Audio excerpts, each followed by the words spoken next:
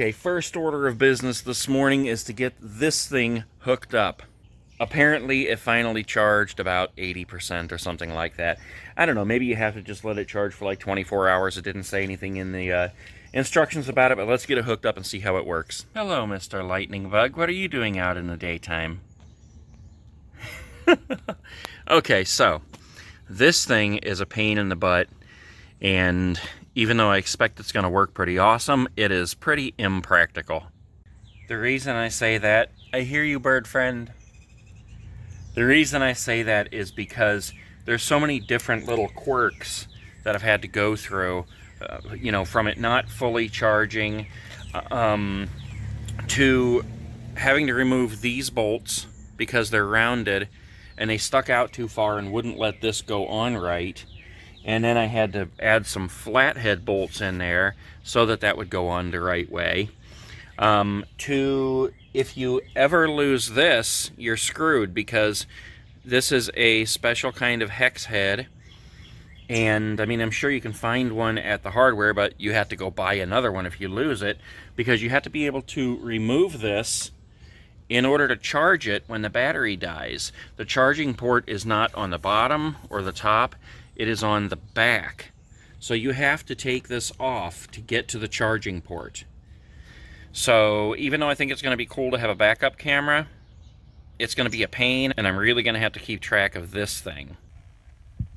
Okay, so there we go. You just turn on the app, and it connects to the camera back there. That actually looks pretty good. I don't know how good it looks to you guys on here, but it's a really clear picture. Just going to take some getting used to.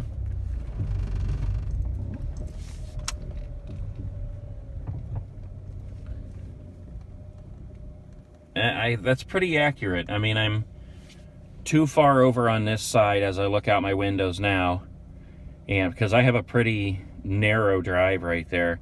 So this will be pretty cool. It'll probably be better just for like backing into parking spaces and that. All right, guys. So the camera's working in the car now.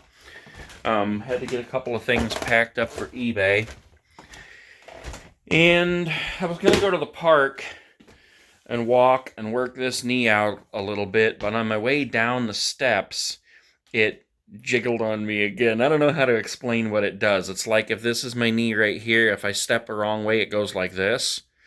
And almost just, it feels, I don't know how to explain it. It's not good.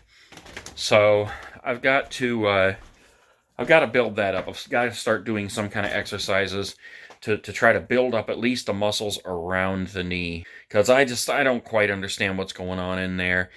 And, you know, I don't know. I've been over this before, so I'm just going to shut up. But I'm going to make something to eat here, so I'll show you what I'm going to make here in a minute. All right, guys, so tonight I'm going to make something really simple because it's simple. This is one of my favorite things to make, actually. It tastes so delicious. If you guys remember back a while ago, whenever I made stuffed peppers, all this really is the filling for the stuffed peppers. Now, here's the thing. The reason that I do this is because I made the stuffed peppers a million times, and I really like them, but in order to get the peppers as soft as I like them, I have to go through this process that's like a 45-minute process. I have to cut up the peppers, get them prepared, put them in the oven for 15 minutes, then flip them over for another 15 minutes, then set them out for another 15 minutes so that the juices can flow through them and get as soft as I like them before I even stuff them and put them back in the oven for another 10 to 15 minutes. So I started just making the filling, and it's absolutely delicious, and I tweaked it just a little bit that I'm going to tell you about in just a second here. So basically the only thing I do here is that I use Jimmy Dean sausage because it's my favorite. Now use whatever kind of sausage you want, but I put it in the pan here, I chop it up and get it into big chunks While that's cooking, I prepare my cream cheese. It's just a block of cream cheese. You can use this generic stuff from Walmart because it tastes just as good as the other stuff, and it's only about half the price. And I also use a can of Rotel. Now, the way that I've tweaked this is that I use the Chipotle flavored Rotel. It's absolutely delicious. It's really hot and spicy, though. I mean, if you're used to eating hot things, this probably isn't going to do much for you, but it is absolutely delicious. It's my favorite of all of them. And once I had this, I can't even go back to the regular. I tried it once, and I'm like, that's just not the same. So I used Chipotle diced tomatoes. This is a 10-ounce can. We'll get that opened up. You do not drain it. Just pour it in there just like that, but not yet. You don't add anything else to this until your sausage is completely cooked. The cream cheese, I find it best that if you take it out about an hour before you're going to use it, let it sit out and get room temperature. It gets soft, it's easier to chop up once you get in there, and easier to mix with the sausage. And we're going to use the entire block. Now the carb count in this, if you're counting, there's going to be 16 carbs in the block of cream cheese, about 10 to 12 carbs in the can of Rotel, and 12 in the sausage. So you're talking about 40 carbs in the entire thing. So you're not going to want to sit down and eat the entire thing in one sitting. And it's a pretty big plate of stuff, so I can't see you doing that anyway. Now this is where the peppers would come in handy because that's a little bit more of a filler. I guess it just depends on how big of an eater you are. I can sit down and eat this entire thing, but I'm not going to. You know, I try to stay to 20 carbs a day, and like I said, this will be about 40 carbs here in the whole thing. Alright, once our sausage is cooked up good, we're just going to put the entire... Yes, I totally just dunked the whole thing of cheese on the floor, but I cleaned it off, and there it is. I am not throwing that away. Okay, so we chopped that all up.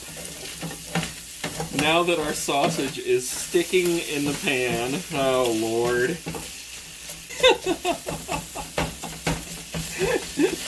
I cannot believe that just happened.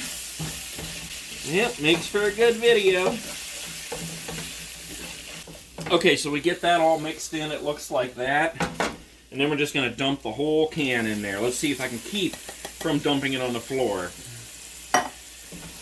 Oh boy. Okay, here we go. It smells so good, that Chipotle seasoning in there. Okay, we're going to let that simmer for a minute and kind of cook a little bit of that off.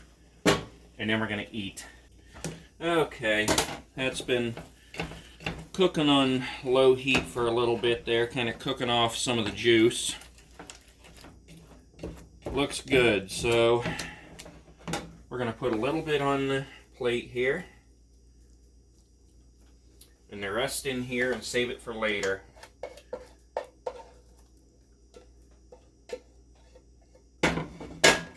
Okay, now look at that. It's nothing but a plate full of goop. But it is delicious. So here's what it looks like. Like I said, it's just a plate full of goop, but it is delicious. By all means, if you want to stuff that in peppers, it would be absolutely delicious as well. And the red peppers would add a little bit more bite to it even. That's how I like to do it. I'm not really hot on green peppers. But yeah, this stuff is really, really good. It's really fast and easy. And like I said, if you're counting carbs, you get about 40 carbs in the entire batch. I split it in half. I can have 20 carbs per day. And if I go over a little bit, it's not going to matter. So, all right, guys, I'm going to dig into this. I am super hungry. Wherever you guys are waking up, whatever time it is, make the best of your day. Do something for somebody else. Pay it forward. Let's make this world a better place. And don't drop your cream cheese on the floor when you're cooking this stuff. I'll see you guys tomorrow. Peace.